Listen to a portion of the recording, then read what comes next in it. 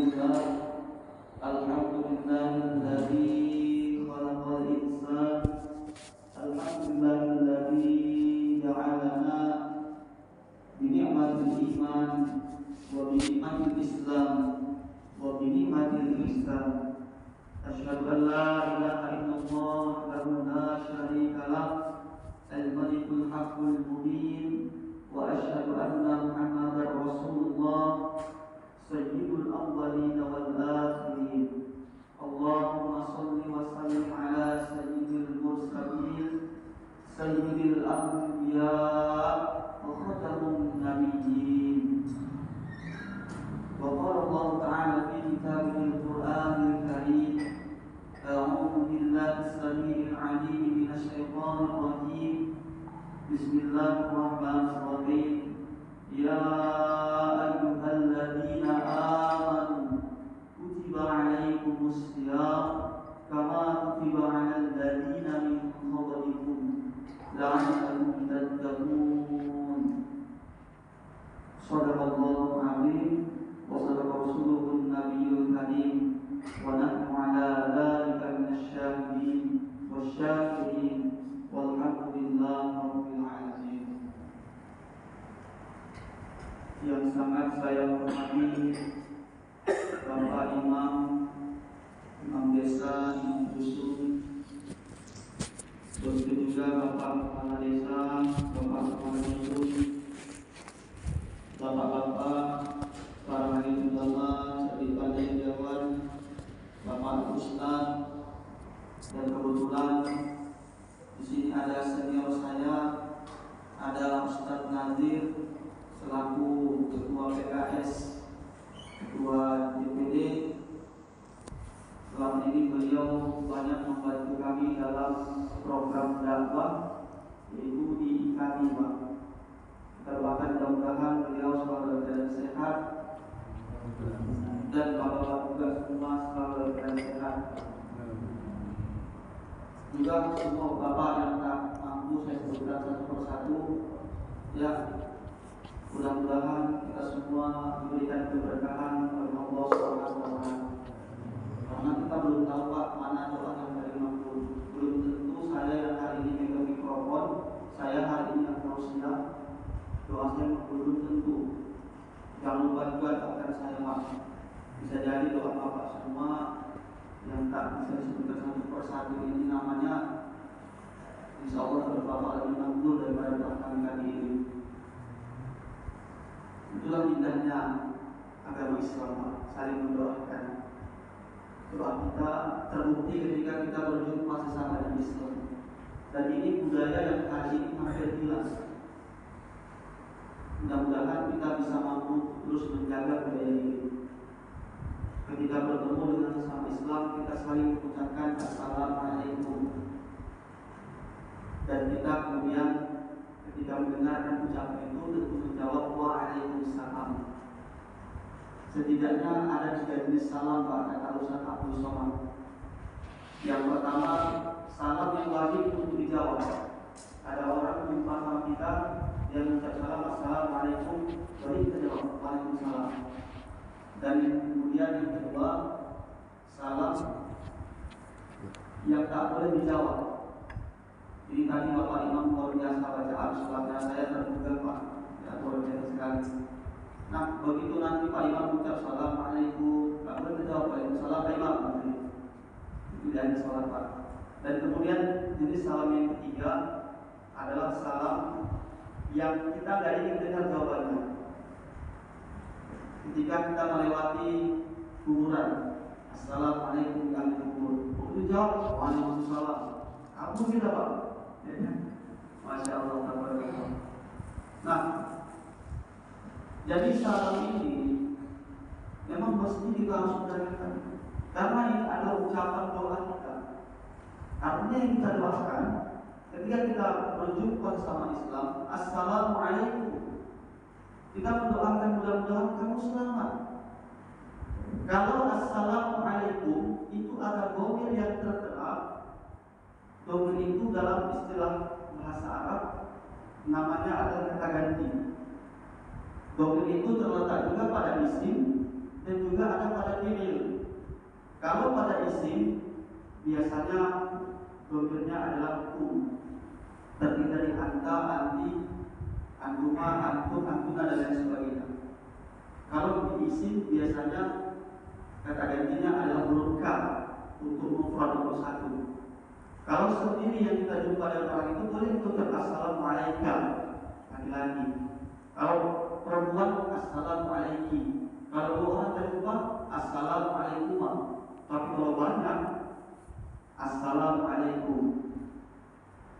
Nah, tapi ketika berjumpa dengan seseorang sendiri, kenapa kita harus mengucapkan assalamualaikum?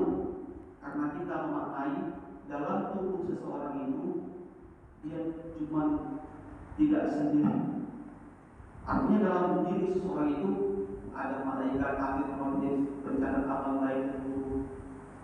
Ada juga malaikat-malaikat lain yang menjaga diri manusia itu. Makanya kita berucap assalamualaikum. Kita menganggap orang yang kita ucapkan salam itu diri dia ada beberapa makhluk yang Allah ciptakan, termasuk salah satunya malaikat tadi. Bapak-bapak yang dimuliakan oleh Allah Subhanahu wa taala. Biasanya kalau di fi'il, domir yang ada di fi'il itu yang sudah dipraktekkan oleh Pak Imam kita ini, Masya Allah, tabarakallah. Ketika sholat dengan doa Allahumma hdina fiman hadait, dan setelah itu ada ucapan nastaghfiruka. Kalau sendiri kita mengucap istighfar, ya domirnya itu biasa terletak pada huruf anita. Ani itu adalah ana, ya itu adalah huwa atau dia. Kemudian nunnya itu adalah nahnu, dan tanah itu adalah anta atau anti. Maka tadi yang kita dengar nastaghfirullah. Kalau sendiri, ya Allah aku minta ampun. Bahasa Arabnya adalah astaghfirullah. Tapi tadi ketika masuk doa qunut, Pak Imam kita mengucapkan nastaghfiruka. Artinya beliau tidak hanya mengucapkan untuk diri dia, tapi mengajak kita semua. Nah, ini salah satu bentuk domir. Bapak yang dimuliakan oleh Allah Subhanahu wa taala.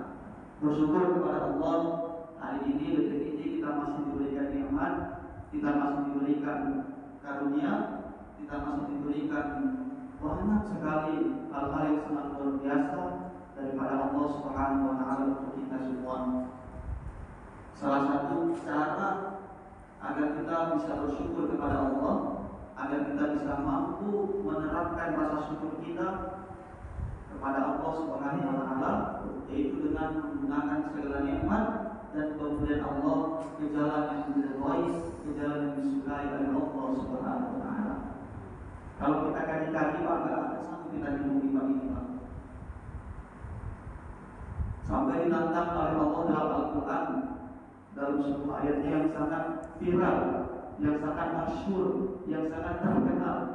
Biasanya balik selalu menyampaikan ini. Apa itu ayatnya? Wa in ta'udhu nikmatallah.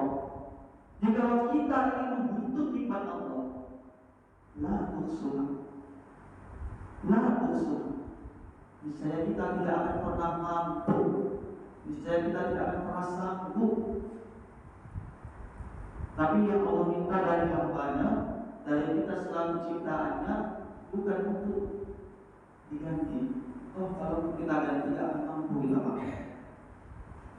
Sekali bernapas saja kita disuruh bayar 500. Dalam satu hari berapa kali kita bernapas? Jumlah rambut yang ada di kepala kita ini, andai kata kita hitung berapa? Tapi Allah tidak minta untuk diganti, tidak minta untuk dibayar. Yang Allah minta kepada kita adalah kita bersyukur kepada Allah Subhanahu wa taala. Hari ini Pak, kita ada rezeki, kita diberikan oleh Allah rezeki. Bahkan kadang sampai kita bingung Pak mau makan apa. Kita punya duit 50.000, bawa anak, bawa istri, jalan keluarga ke Pulau Simpang. Sampai di sana kita bingung. Ada bakso, ada risol, ada mie ayam. Saking banyaknya jenis makanan kita bingung mau pilih makan apa. Tapi bayangkan Pak, di luar sana, di bumi Allah yang lain, masih banyak juga orang yang ternyata bingung dengan apa yang makan. Allah Subhanahu wa taala. Kemudian berselawat kepada Rasulullah sallallahu alaihi wasallam dengan ucapan Allahumma shalli ala sayyidina Muhammad wa ala ali sayyidina Muhammad.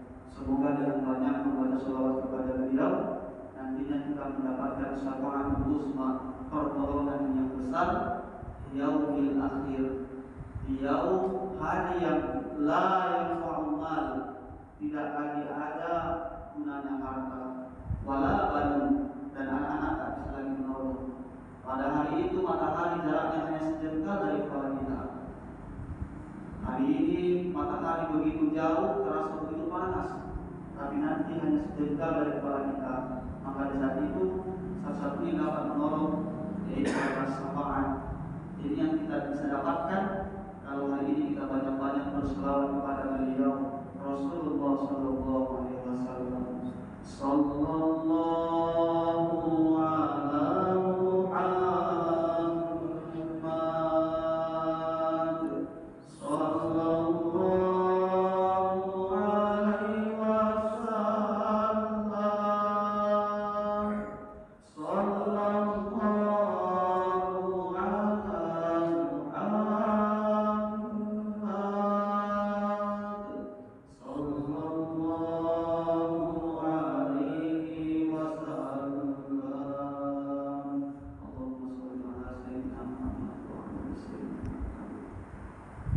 Bapak yang dimuliakan oleh Allah Subhanahu wa taala. Hanya tinggal hitungan hari lagi kita akan bertemu, kita akan memasuki bulan yang sangat mulia, yaitu bulan suci Ramadan. Yang pada bulan itu terdapat begitu banyak keberkahan. Bahkan pada bulan suci Ramadan juga lah ternyata mukjizat yang luar biasa yang hari ini tak pernah ada habisnya, tak pernah ada kata tampak untuk dipelajari. Dan pada bulan itulah mukjizat itu diturunkan oleh Allah Subhanahu wa taala. Makanya sering terdengar ada ayat Syahrul Ramadan alladzi unzila fihi al-Qur'an. Bulan suci Ramadan itu padanya diturunkan kitab suci Al-Qur'an. Bapak-bapak yang dimuliakan oleh Allah Subhanahu wa taala. Ketika Nabi Adam alaihissalam diciptakan oleh Allah Subhanahu wa taala, turun pertama sekali ke muka bumi ini. Ternyata Allah sudah memberikan bekal. Yang dengan bekal ini, kalau seandainya umat Nabi Adam, umat manusia, keturunan Adam melakukan memakai bekal ini dalam kehidupannya, maka ada jaminan dua hal. Yang pertama mendapatkan ketenangan, dan yang kedua mendapatkan kesenangan. Apa itu? Ayatnya terletak dalam surah Al-Baqarah surah yang kedua pada ayat yang ke-38. Fa imma ya'tiyannakum minni hudan. Nah, bekal itulah yang dinamakan dengan hudan. Apa itu hudan? Hudan itu bahasa Arab yang artinya adalah petunjuk. Fa imma ya'tiyannakum minni hudan. Faman tabi'a hudaya fala khaufun. Barang siapa yang mengikuti ini bekal, barang siapa yang memakai ini bekal, barang siapa yang menggunakan petunjuk ini, mengikuti petunjuk ini, fala khaufun alaihim, maka mereka tidak akan merasakan takut. Kebalikan dari takut adalah ketenangan. Kalau sudah dapat ketidaktakutan, bisa diatasi rasa ketidaktakutan, yang didapatkan adalah ketenangan. Walahum yahzanun, dan mereka tidak akan bersedih.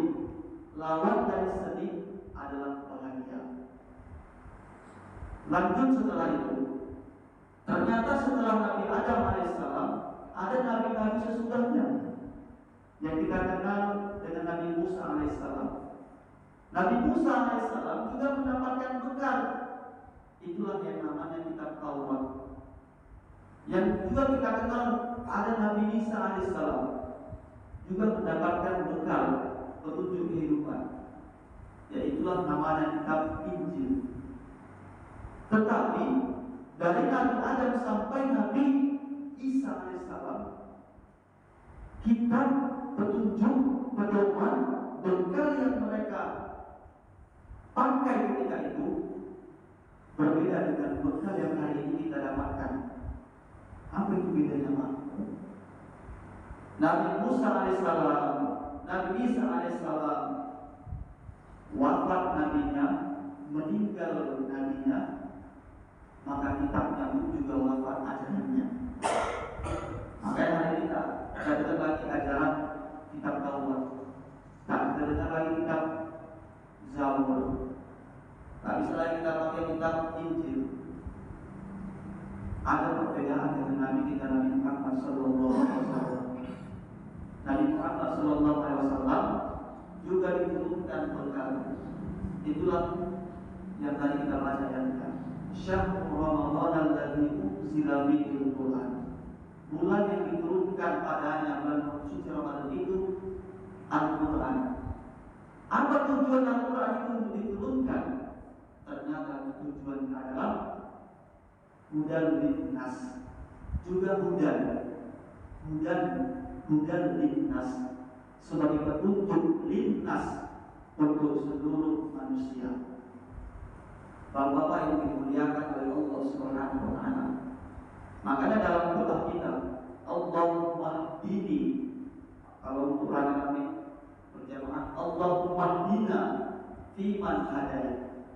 Kalau diartikan, ya Allah tunjukilah kami sebagaimana orang-orang yang telah mendapatkan petunjuk. Bahkan dalam surah Al-Fatihah, salah satu rukun surah kita, ihdinas siratal mustaqim, juga hurufnya huruf H, dan kemudian ada berjumpa dengan huruf Dal.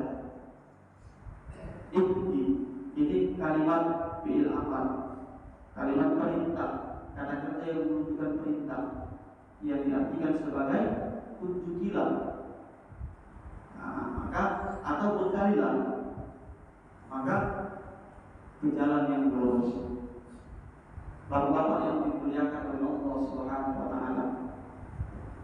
Jadi di sini pada bulan Sya'ban ini, memasuki bulan suci Ramadan ini, maka kami ingin mengajak semua kita, termasuk ini kami pribadi, untuk membekali diri apa saja yang perlu kita persiapkan untuk menyambut kedatangan bulan suci Ramadan ini.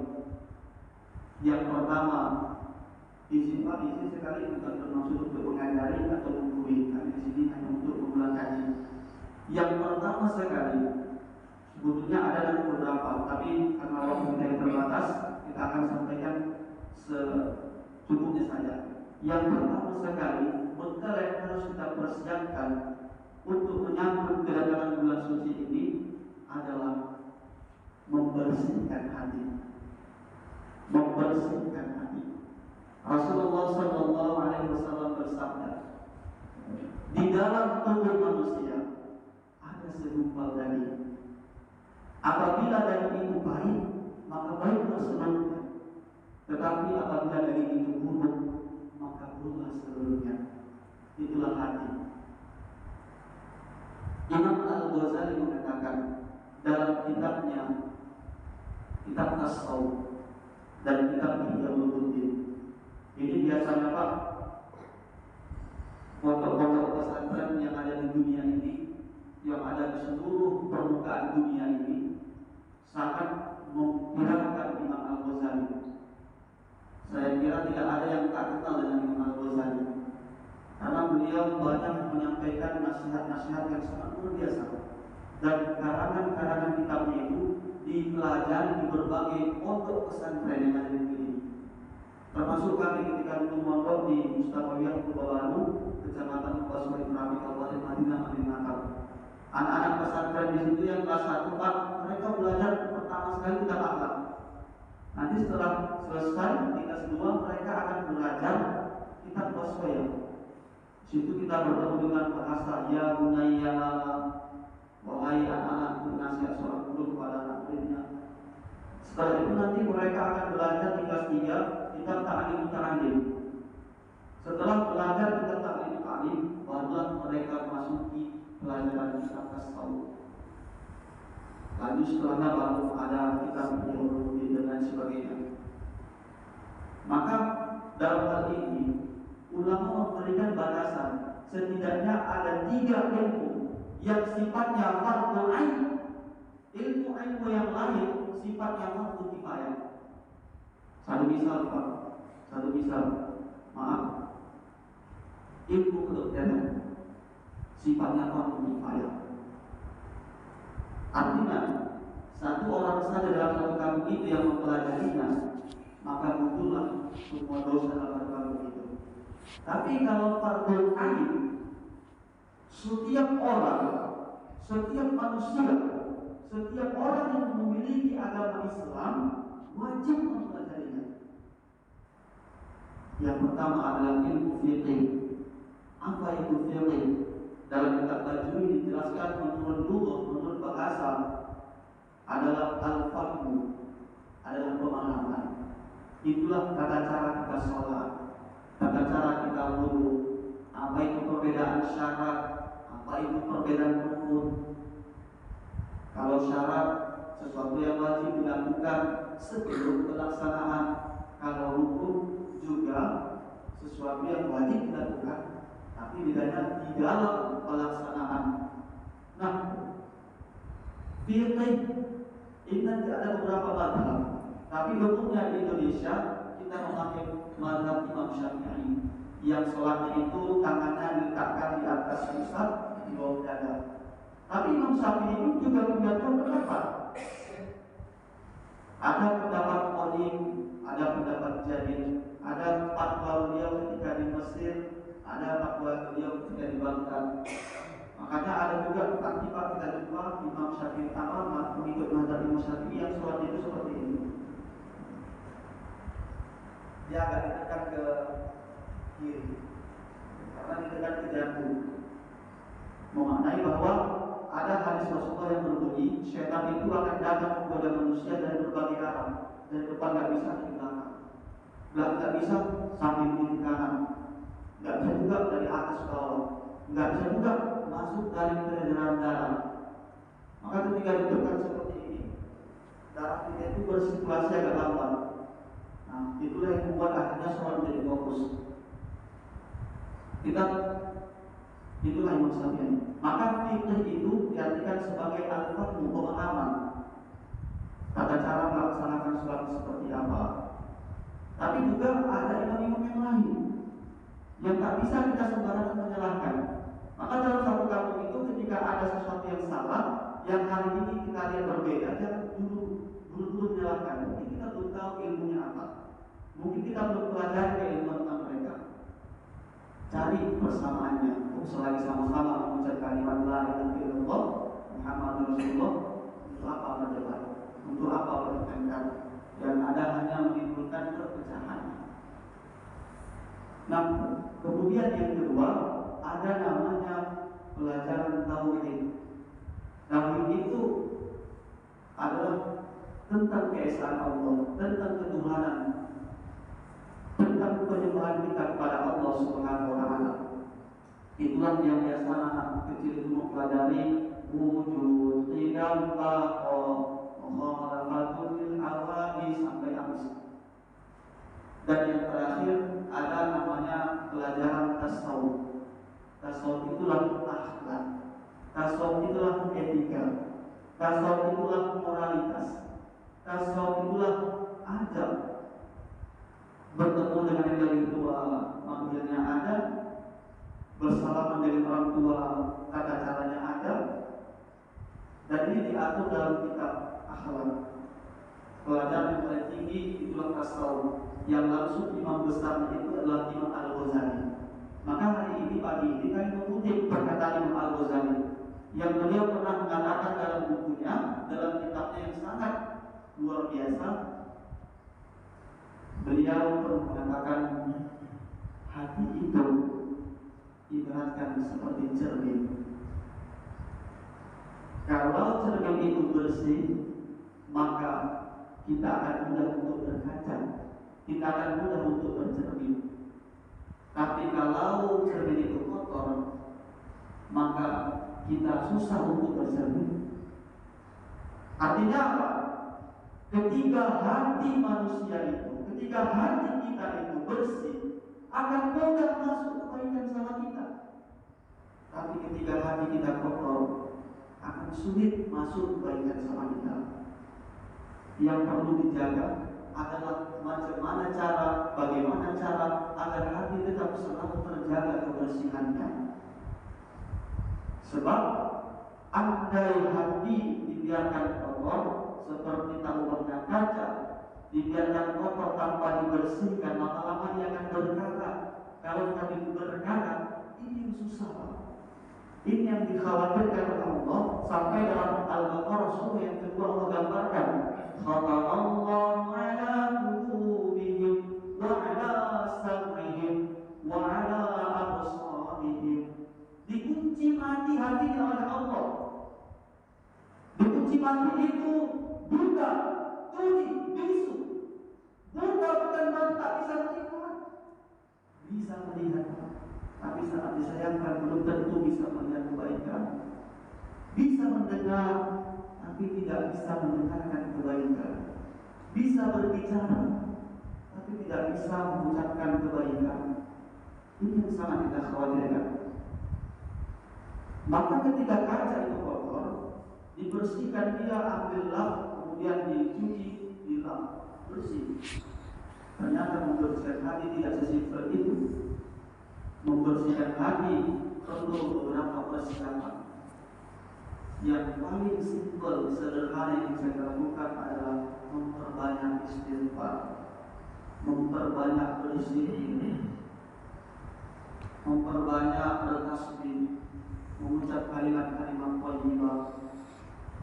Dan ini sinkron, dan ini sejalan dengan firman Allah yang terdapat dalam Al-Quran, juga yang Al-Quran itu sebagai hudan untuk kita semua. Nah, apa firman Allah itu? Yang ini menjadi jawaban atas sebuah pertanyaan, tujuan hidup kita ini di dunia apa? Dan ini jawabannya dalam firman Allah ini, wa ma khalaqal jinna wal insa illa liya'budun. Tidak aku ciptakan, kata Allah, tidak aku ciptakan di dunia ini jin duluan disebutkan, karena memang duluan jin yang ciptakan. Makanya dalam Al-Quran itu, dalam surah Al-Baqarah ayat yang ke-30, ada firman Allah yang berbunyi, wa idh qala rabbuka lil malaikati inni ja'ilun fil ardi khalifah. Dan ingatlah, kalau ada id berarti di sini pahamilah, ingatlah, pelajarilah, kajilah. Qala rabbuka lil malaikah. Ketika Allah berqala, qala itu fi'il madhi yang telah diartikan sebagai sesuatu yang sudah berlalu. Lil malaikah. Ketika Allah telah mengatakan, telah berfirman, lil malaikah, kepada para malaikat. Inti adalah harful taukid. Dalam kitab Tawakid dikatakan adalah huruf penguat. Setiap ada kalimat inti berarti ada kesungguhan di situ. Innallaha wa malaikatahu yusholluna 'alan nabi. Sungguh Allah dan para malaikat yusholluna 'alan nabi. Semua bersalawat. Setiap ada kalimat inti berarti ada kesungguhan, ada penekanan pada firman yang mau disampaikan itu. Nah, di sini Allah katakan bil malaikat, kepada para malaikat, inni ja'ilun fil ardi khalifah. Sesungguhnya aku hendak menciptakan khalifah di dunia, di muka bumi ini. Kemudian malaikat protes. Malaikat bertanya-tanya, ya, qalu wa taj'alu fiha man yusidu fiha wa yasfiku dima. Apakah engkau, ya Allah, hendak menjadikan khalifah yang merusak, khalifah yang menumpah darah, membuat kerusakan, membuat kehancuran? Wa nahnu nusabbihu bihamdik wa nuqaddisu lak. Sedangkan kami bertasbih memuji, mensucikan namamu. Dan dijawab oleh Allah, qala inni, lagi-lagi memakai hakul taukid, kalimat penguat. Inni a'lam, aku tahu, ma la ta'lamu, apa yang tak kamu tahu dari mereka. Yang menjadi pertanyaan, kenapa Sampai malaikat sampai protes seperti itu, Pak. Ternyata dalam tafsirnya dijelaskan sebelum manusia ini diciptakan di dunia sudah ada makhluk yang menempati bumi ini yang diciptakan daripada jin api, yaitu jin. Maka jin itu pertemuan huruf jin dengan nun memiliki arti dalam kaidahnya sesuatu yang tersembunyi. Contoh janin, Pak. Pertemuan jin dengan nun janin. Janin itu letaknya dalam rahim perempuan dan tak nampak kecuali di USG. Ya. Ada juga jannah, juga jin dengan nun. Jannah itu apa? Kebahagiaan yang sifatnya masih tersembunyi. Maka kita berdoa, Rabbana atina fid dunya hasanah wa fil akhirati hasanah. Ya Allah, berikanlah kami kebahagiaan di dunia kebaikan, wa fil akhirah kebaikan. Kita minta surga, tapi surga itu dia masih tersembunyi karena belum nampak, sengaja Allah sembunyikan. Makanya dikatakan jin itu adalah makhluk yang Allah ciptakan. Dia juga sama seperti kita, tapi kita tak bisa melihatnya karena mereka tersembunyi. Dan yang menempati dunia ketika itu sebelum manusia adalah jin. Tapi mereka berbuat kerusakan, mereka berperang, mereka menumpah darah, sampai Allah kirimkan malaikat untuk memerangi. Makanya ada yang lari ke bawah-bawah dasar lautan, ada yang ke pepohonan, ada yang ke pegunungan. Dan kemudian manusia diciptakan untuk menempati dunia ini. Itu makanya malaikat protes. Lanjut ke ayat tadi, wa ma khalaqatul jinna wal insa. Tidak aku ciptakan jin dulu disebut karena memang jin dulu yang diciptakan. Wal ins, dan manusia illa liya'budun, kecuali hanya untuk beribadah kepada Aku. Tujuan kita ciptakan cuma satu, Pak. Tidak ada yang lain kecuali untuk beribadah. Walaupun nanti dalam beribadah ini termasuk kita harus menjaga. Apa yang harus kita jaga? Aku sakit ahli naro. Jaga diri dulu disebut. Wahdiku dan keluarga. Nah, daripada api neraka. Nah, kenapa bisa demikian, Pak? Dan ini sinkron dengan ayat yang lainnya yang mengatakan wal as, demi waktu, demi masa. Innal insana lafi khusr. Sungguh manusia itu merugi. Kenapa manusia itu merugi? Karena tidak meniatkan segala aktivitas. Ini salah satu jawaban kenapa manusia itu merugi. Karena tidak meniatkan di dalam segala aktivitas beribadah kepada Allah Subhanahu wa taala. Pak, maaf, kita lagi sholat, itu niat yang ibadah. Usolli fardhu maghrib, usolli fardhu subuh, itu niat ibadah. Tapi makan kita, Pak, belum tentu berniat ibadah kalau tidak dibaca bismillah. Bekerja kita, Pak, belum tentu niat ibadah kalau tidak diniatkan karena Allah. Makanya tujuan kita bahagia itu seperti apa sih? Tujuan kita dalam hidup ini mencapai kebahagiaan yang seperti apa sih? Kalau kita lihat kebahagiaan itu diletakkan pada orang kaya, berapa banyak hari orang kaya belum tentu bahagia. Kalau bahagia itu diukur daripada jabatan, berapa banyak orang yang punya jabatan, punya pangkat, belum tentu membuatnya bahagia. Tapi ketika itu diniatkan semua lillah karena Allah Subhanahu wa taala, artinya sudah ada indikator bersyukur di situ, maka situ akan muncul ketenangan. Wala khaufun, tidak akan takut, lawannya adalah tenang. Wala hum yahzanun, tidak akan sedih, lawannya adalah senang. Apakah karena bersyukur dulu? Apakah karena bahagia dulu, merasa senang dulu baru muncul rasa bersyukur? Belum tentu. Tetapi karena duluanlah dulu bersyukur, maka muncul rasa bahagia. Bapak-bapak yang dimuliakan oleh Allah Subhanahu wa taala, maka kita niat kerja. Kalau kita niatkan dalam hati, sengaja aku cari nafkah untuk anak, untuk istri, lillah, karena Allah. Maka ini juga dihitung sebagai ibadah. Kalau kita lupa baca bismillah, lupa kita meniatkan karena Allah, bismillah letak kerugian kita, Pak. Bahkan mau hajat apa, mau buang air ke WC, andai kata kita lupa baca bismillah, hajat kita sia-sia, Pak. Makanya dalam segala aspek kehidupan umat Islam selalu ada doa. Apa doa masuk masjid ada, doa ketika berjalan ada, doa masuk WC, keluar WC ada. Bapak-bapak yang dimuliakan oleh Allah Subhanahu wa taala, cara untuk membersihkan hati ialah dengan memperbanyak berzikir.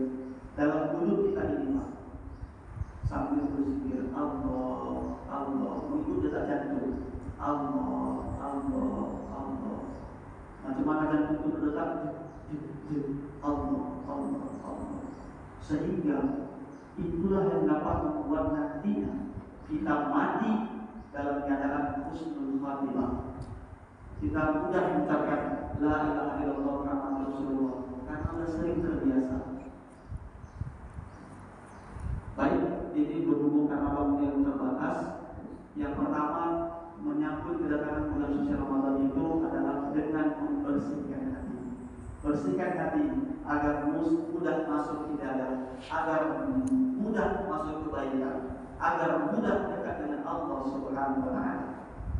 Kemudian yang selanjutnya, insya Allah pada pertemuan berikutnya akan disambung. Sampai di sini dulu. Kami mohon izin, mohon maaf bila mana ada kata yang salah, mohon dimaafkan, maaf. Alhamdulillah. Mudah-mudahan apa yang kami sampaikan pada hari ini bermanfaat bagi kami pribadi, khususnya dan umumnya buat bapak-bapak sekalian.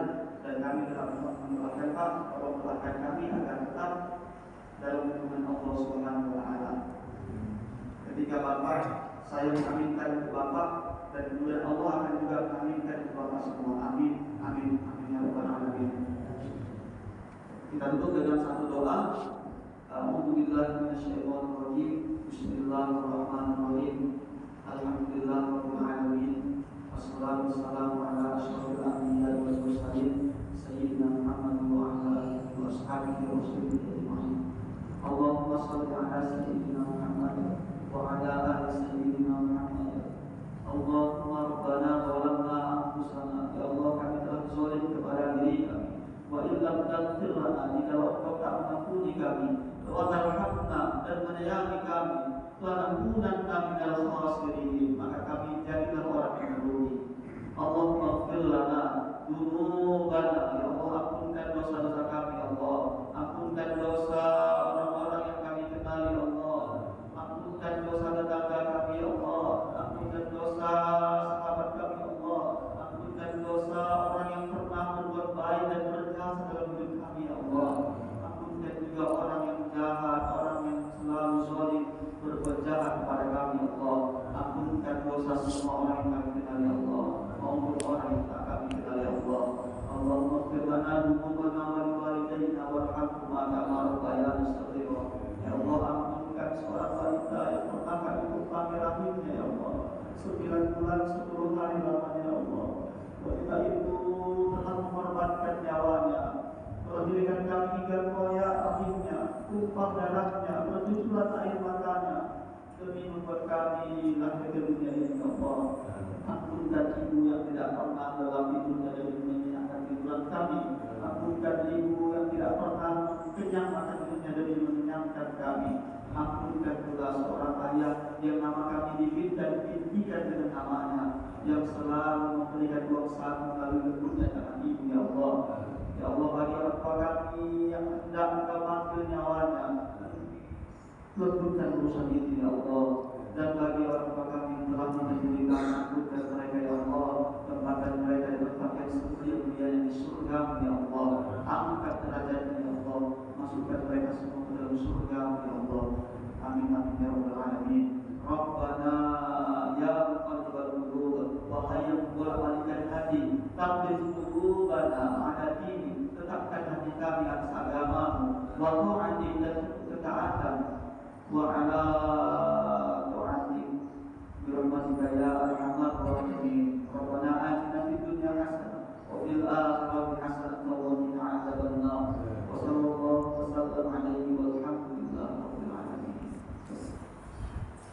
Assalamualaikum warahmatullahi